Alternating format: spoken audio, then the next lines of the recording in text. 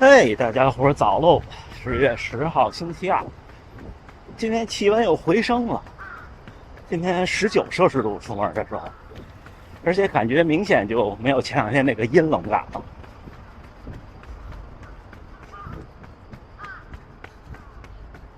今天轻松跑，而且会跑得比较短。明天是合练，合练的话呢，就像昨天说的，就跑一半或者3/5，就是不减强度减量。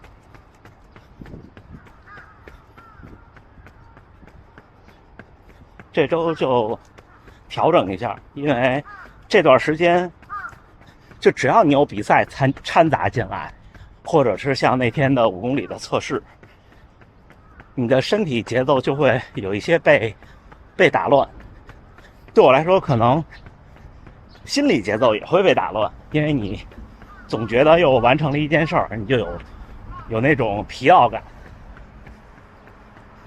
这也是我分析为什么前2年能训练的那么顶。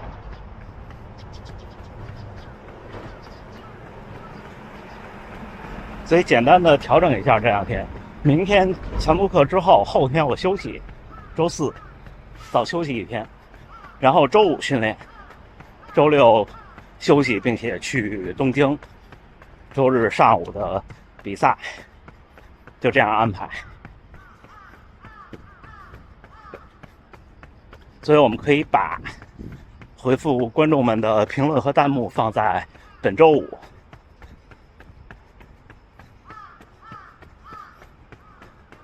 今天跟大家聊聊我从来没聊过的一个事儿，就是呼吸，我的一些想法。一会儿咱们再聊啊。突然觉得慢跑特别的不刺激，打算一会儿冲一个1公里。今天穿了一双慢跑鞋，不是碳板的鞋。昨天下雨穿的就是。一会儿到6公里的时候，冲1公里。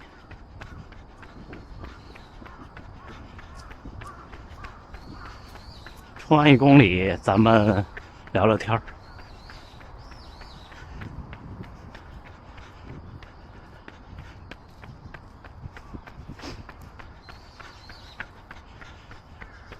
这条路到最后的100多米是上坡，避开那100多米，刚才我折返了一下，还有40多米，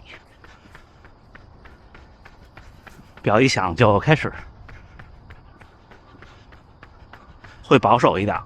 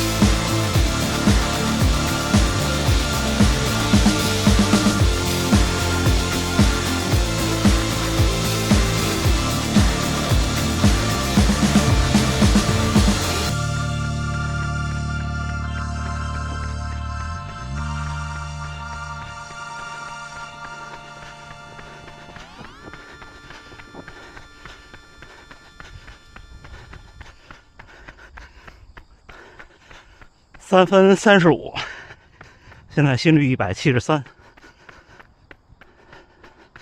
我刚才脑子里在想，我就不看表，我猜是多少？我猜的就是3分35。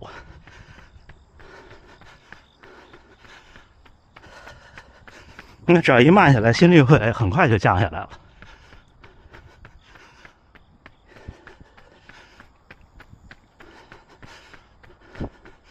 行，我调整调整，一会儿咱们聊聊呼吸，聊聊心率。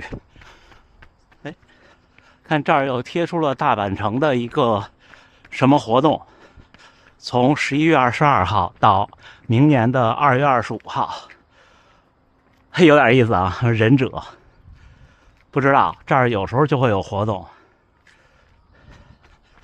今天拍拍回家的街道的路。去年不对，今年初刚来的时候，这儿还是传统那种木头柱子的那种围栏，就2根木头交叉的，大家翻以前的视频可以看到。后来就都换成了这样，好像一下子少了一些感觉。这就是大阪城外边的护城河。那个可以算是大阪城的角楼，但是其实它不是正方的，也不知道算是什么角，算是西北角。对，总有小伙伴被呼吸和心率困扰，咱们主要说说呼吸。首先啊，我表达过无数次了，所谓的细胞分裂法就是骗人的。这我说很多东西都是说是我不成熟的小观点，但是只有这件事儿我可以明确的告诉大家，一定不要信，一定不要用，最好也不要去尝试，没有意义。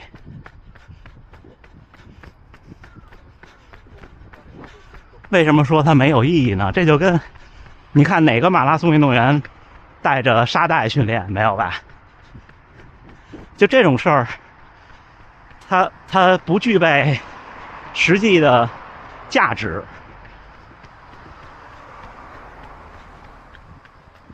跑步就是要口鼻呼吸，你就是要训练你呼吸的节奏。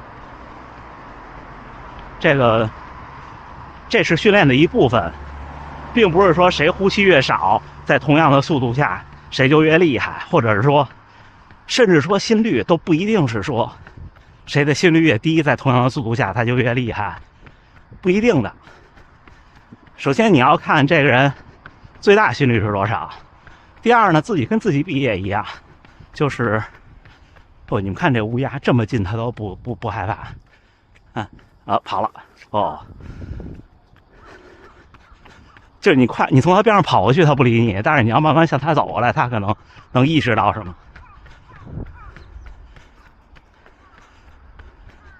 像今年冬天，就刚过去的冬天，最近的这个，我就一直被心率困扰，就是冲不起来，心率上不去。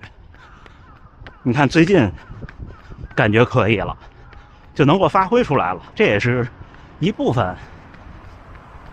至于说下一点，我还认为是错的观念，就是千万不要纠结于几步一呼几步一吸，那个也没意义。你纠结你也做不到，你也不可能在一次10几公里的跑步中一直数着，对吧？而且做到了又怎么样呢？这就像我现在在调整我的步幅，调整我的发力，但是它也仅限于在训练中，或者在比赛的初期。你到后边你累了，你没劲儿了，你肯定还是回归自己最熟悉、最习惯的那个方式，除非你把你的习惯也改变。但是这个就是我说的，你不是从小练的，很难很难的，几乎不可能，因为这些习惯其实不是你开始跑步之后养成的，是你这几十年的生活中养成的，只不过在跑步中体现了。不是说你跑了1年，你发现哪儿不对，这个不对是这1年养成的，你再用1年能改回来，真的不是这样的。很多时候就是只能比方说你的问题是100%，你通过常年的训练，你可以解决30%，我觉得能解决30%就很了不起了。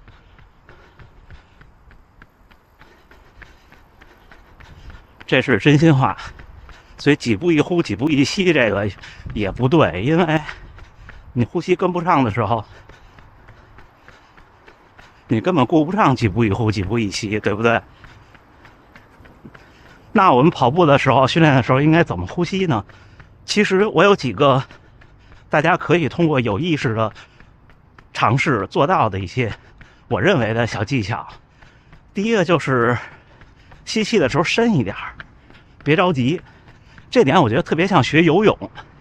你看学游泳的时候，不管是教你的人、家长或者是老师，都会跟你说，找到那种像北方的话就会说一下是一下的那种感觉，就不要乱扑腾，一下就是一下，对吧？不管什么泳姿都是这样教。那你的呼吸其实就是配合这一下一下嘛。你不管是自由泳还是蛙泳，你都是口皮在水外边的时候，就是你一个动作的衔接的时候呼吸嘛，是不是？跑步也一样，就是你的呼吸要是一下一下的，不要就是你就算不行了，你也试着降低节奏，然后把呼吸拉深拉长。当然也不是说就不要冒进啊，就不是说每一步都深呼吸，不是这样，就是大概你肯定是要比你深呼吸要短得多的，但是不要急促的那种喘，那种喘其实不解决问题，你会越来越累。但是有位小伙伴说，做不到还是会喘，这我理解的。你们看我上周的那个比赛，到最后我也喘，但是这种在什么时候可以呢？就是马上就结束了，你最后真的顶到你已经顾不上这些了，这个时候不可避免的。但是大多数比赛我都没有这个时候，上周那个真的是难得的一次，因为我没有在那么热的情况下比过赛，一次都没有，就是跑得快了以后一次都没有。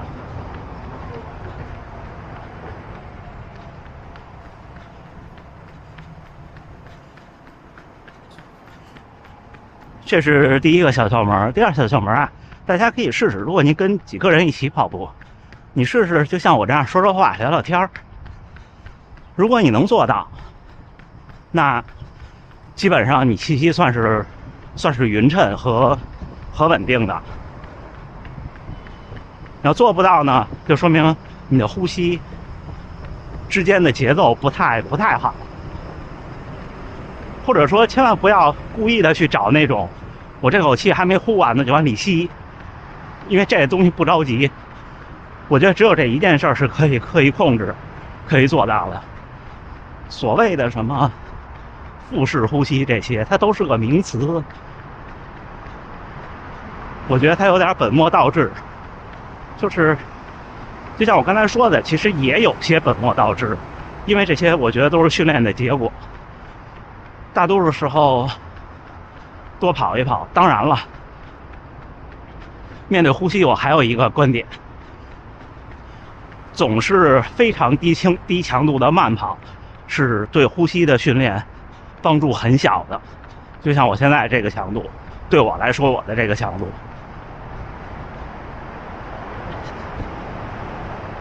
因为你总在一个舒适区，所以我才说行与不行之间的那种速度耐力是很有意义的。因为坦白讲，你跑间歇可能你会迅速过渡到步行的状态，就是你喘也好，顶下来也好，最后靠无氧也好。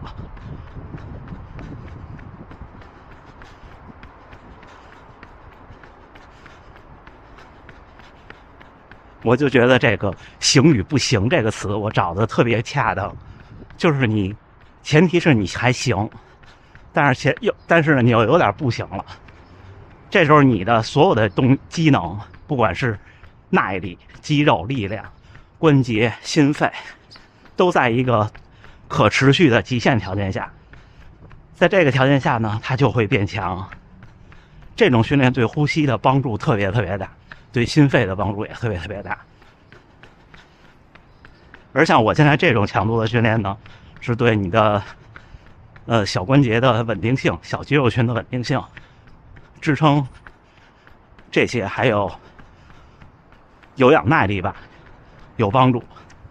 但是其实您相信我，大部分业余跑者，我评判啊，其实我可能刚刚需要一点点，就是这种训练，因为大多数时候我们一生追求成绩，都是在追求之前那些，就是靠速度训练能够训练的那些。最后这一点只能叫做锦上添花，对我来说就是2小时45到2小时40的区别，我是这么评判这个事儿的。可能如果在我只能跑3个多小时的时候，比方说我能跑3个半小时的时候，那也许这种慢跑就没有用对我。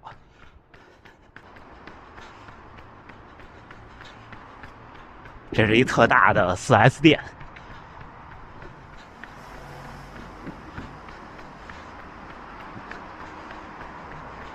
让大家来这边旅游或者玩，很少去到居民区。这边居民区跟游客去的商业区还是有很大的区别的。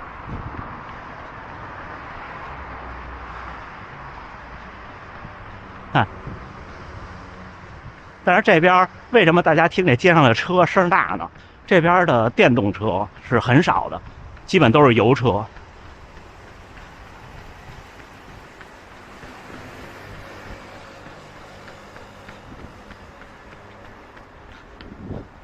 基本都是油车，声又大。这就像我刚从北京东三环搬到昌平的时候，感觉得街上声音大。那时候在街上跑步都有点害怕边上一过车，因为很少听到那么大的声音了。幸亏在那儿习惯了几个月。这边刚来前一段时间，一开始的时候也是觉得车开得好快，其实它不是快，就是声大。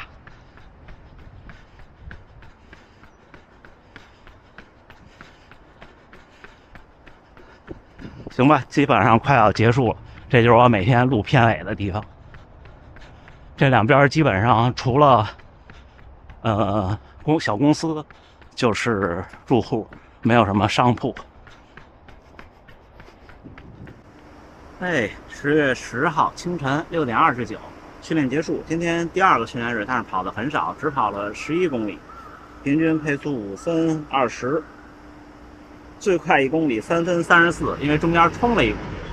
哇，这车声真大。平均配速是5分20，平均心率138，冲的那1公里的心率最高到了173。今天就是维持运动的一个状态，然后明天呢去做强度课的训练。明天做强度课训练减到60%，因为减一半是比较少的。一般如果是那种5组的训练就跑3组，然后如果是单次的那种，就是比方跑一个6公里那种，那就跑4公里。然后如果是3公里、2公里、1公里的话，那就跑一个3公里就结束。然后之后还是慢跑，保证整体的跑量都在10公里以上就行了。然后后天呢全休1天，周5的时候呢会做一个早训练。早训练的逻辑基本上也是像今天差不多慢跑，然后之间呢冲2组，会冲的比较短，比方说100-200米、200-300米这种，找维持一下速度的感觉。然后之后呢就休息，周6去博览会，就这样。昨天还跟周关云说在东京有没有机会见一面，但是这次时间真的挺仓促的，可能不行，因为周6到达东京应该已经是下午了，之后就得赶紧去取东西，取完东西去住下，然后第2天早上起来就比赛了，是吧？下次再有机会吧，下次再去玩。昨天跟家属闲聊还说呢，这么多年了，好像只有来日本的几次旅行，还有一次很早之前，2012年的时候去德国、奥地利的旅行，是不是因为马拉松的？之后的所有的旅行都是因为马拉松。今年得调整一下，安排一次，可能也就是在日本的短途旅行吧，找机会，到时候去见见各种朋友，行吧？那今天就这么着，今天大家聊一聊我认为的呼吸的事情。至于心率呢，聊过很多了，大家真的不用太担心，心率真的是个水到渠成的事儿，而且也因人而异，您只要是身体健康就可以。好，那最后还是祝大家能努力生活，健康平安，到赛季一切都好，好吗？那我们加油干，明儿见。